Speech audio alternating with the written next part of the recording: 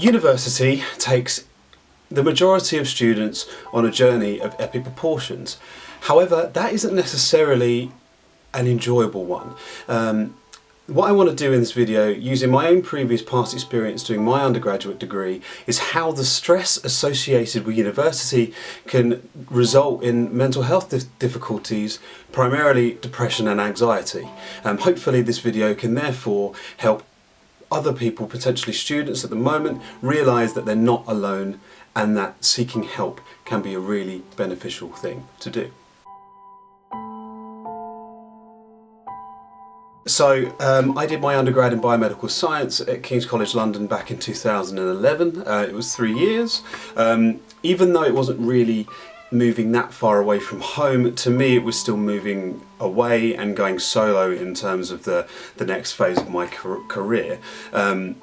Initially I was very apprehensive about the idea. I had a very close-knit group of friends and none of those friends went to the same university as me, so naturally I was going immediately out of my comfort zone. I was a very quiet individual anyway, to therefore go into halls with, I think it was like 23 other people on my floor anyway that I didn't know. It was quite initially very scary for me. But yeah, as my time at university did actually continue, my mental health did deteriorate, but it wasn't because of social exclusion. I think some people go to university and you worry if you're going to make friends.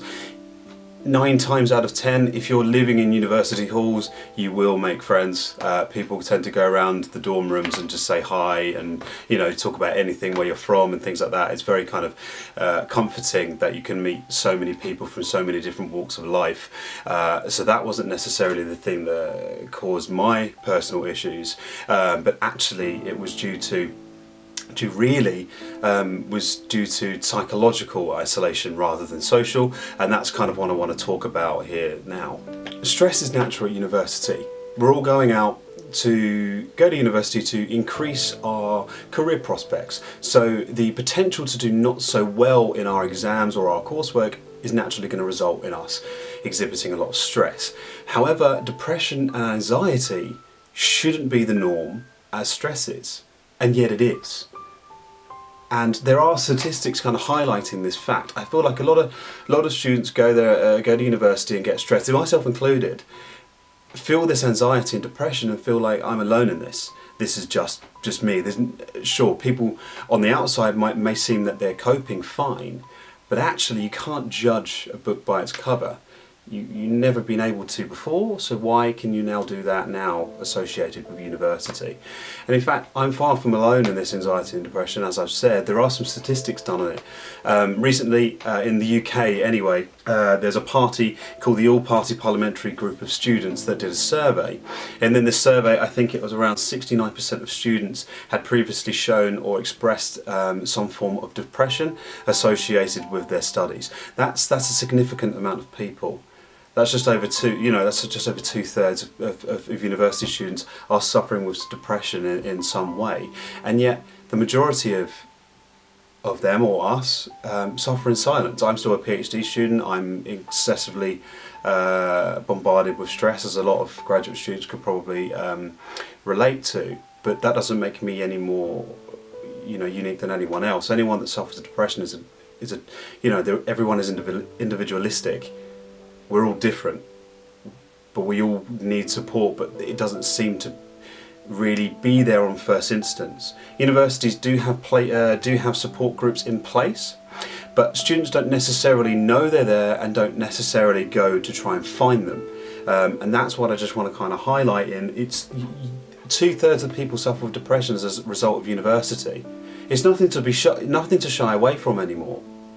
It's important that if you feel upset or anxious or depressed, no matter how small it may be, to go and talk to someone, because it may explode into something cataclysmically bad, something really terrible, and that no student should have to suffer with that. It's quite strikingly and unfortunately, another statistic is that 33% of students who have studied at university have expressed suicidal thoughts at least once during their studies. And that to me is I am in that 33%. I have been in that position, but it's just shocking to me that that's 1 in 3 people, considering how high that number is, how on the surface there doesn't seem to be much media attention associated with it. It's quite scary.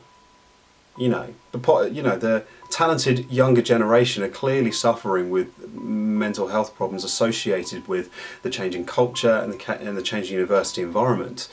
So why are we not talking about this more? And that's kind of another reason that I really want to start talking about depression and anxiety in youth as some more of these vlogs go forward, really. So at the end of the day, it's really important now that universities are putting the mental health of their students first. A lot of universities will primarily be focusing on grades and to try and increase their overall grade boundary intake regarding the students that they have. It's obviously a very broad generalisation, but it's obviously a very key component. The better students you bring in, the more money you bring in generally. So because mental health is obviously so massively linked to how well students do, why is it then that the mental health of the students feels like it's been put on, the back burner or the back bench? Feels like it's only been mentioned in fleeting conversations rather than putting it at the forefront of a conversation. That needs to change.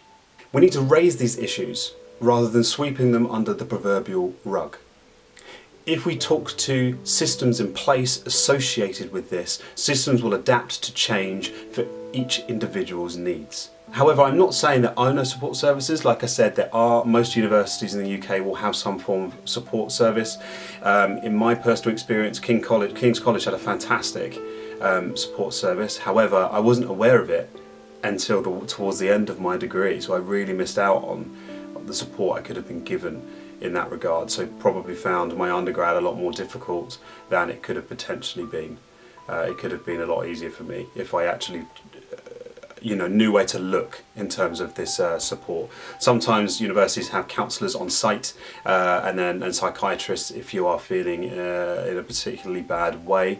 But of course, if you don't want to seek personal help associated with studies, talk to a friend, talk to someone at uni who has been to uni. It might be an older sibling, it might be an older friend who's just finished, even a lecturer might be able to help. If you go, my studies are really affecting I don't feel like I can have a social life, or I can't sleep properly at night because studies are affecting me so badly, talk to someone. See if you can share that load with someone. Keeping it built up over an extended period of time is never going to help, and is actually going to make the situation extensively worse. Unfortunately, current systems are generally failing our students. This might be because there might be long waiting periods to see a therapist or a counsellor. There may not be enough dedicated staff for the mental health facilities available at these universities, and then also there may not be enough staff who really understand how mental health can affect the students that study at university. So this is something that really needs to change, and that we really need to openly talk about, maybe from previous experience. So this is what I want to do. I'm going to do several videos associated with mental health generally, but also mental health and anxiety associated with studying. I will do in the future a new one specifically focusing on graduate studies and PhDs and master's degrees. But for now, I just really want to put the hone-in message of, we need to talk about mental health. It's a fact. It's becoming more openly talked about, which I think is incredibly important, but there is still room for more. And if 3 or 4 people watch this and agree and share this, and then maybe do similar scenarios for themselves, then that would be really fantastic for the entire community. I think mental health shouldn't be a stigma anymore, but it is. It's still, a lot of men specifically will shun away from the idea that they have mental health issues. For a long period of time, that's what I did. I didn't talk to anyone. I bottled it up for a very long time, and that drove me towards the edge. In terms of university, students should be excited about getting up in the morning and going to their lectures and their lab classes and going to read in the library, rather than thinking about quitting or thinking that they're not good enough to do this. If you're at university and you apply to go, you're good enough to do the degree that you applied to do. and that's a simple fact. But sometimes you need to just sit there and try and look for some support, because it is there and it's important that you realise that. Okay, so thank you very much for taking the time to listen to this. Just to end, I have a blog called notsomentalhealth.com, primarily talking about certain aspects of mental health through my own personal experience. This ranges from self-harm, suicidal thoughts, to self-doubt, depression and anxiety. So if you think any of those posts might be applicable to you or someone you know, please go have a look at it. Yeah, so what I would like to leave with is, if any of you are struggling, please talk to someone, anybody. Even if you want to talk anonymously to me, you can do that. On my blog there is a place where you can write me an email, but it will come up as an anonymous email, so you don't have to say who you are. I just think it's really important that we help each other out in this, in the time we're in now. I think it's really kind of important. Instead of focusing on going around hating each other, we should actually try and support those who really do need it. And usually it's the people that don't look like they need support on the outside that actually do. So please take that into consideration. If you have a feeling that someone might be a bit upset, or there's someone you haven't spoken to in a while, it takes 2 minutes to talk to someone, even give them a message and say hello. It can really make a difference in someone's life without you really realising it. So I think that's really important. So thank you very much. I'll try and post one of these either once every week or once every 2 weeks, depending. And then it will either be probably on a Saturday. I think a Saturday probably makes the most sense. So yeah, thank you. Really appreciate it. And hopefully this can help you. And for those who are still at university like me, keep studying, okay? It may seem really desolate at times, but we've all been there who's been at uni. We know how difficult it is. So if you need to speak to anyone, do it. You're not alone. Thanks. Rather than sweeping them under the proverb, make it quite, well, disadvantaging. I think there could be potential.